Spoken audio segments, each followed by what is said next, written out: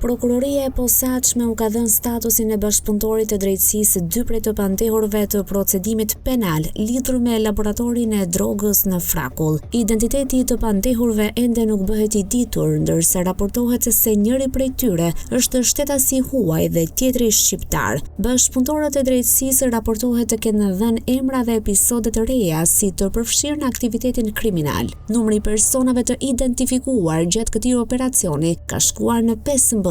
Droga u zbulua në nëntor të vitit 2022 në banesën e ish-kryetarit socialist të ish-komunës Frakull në Fier, Viktor Çervanaku, e cila ishte kthyer në një laborator kokaine. Sasia dyshohet se u soll nga Kolumbia e fshehur në një angarkesë me ple organik artificial. Pasi u zhdoganua në Tiranë, u transportua në fshatin Frakull e Madhe në Fier, ku u bë edhe sekuestrimi i lëndës narkotike nga policia gjyqësore.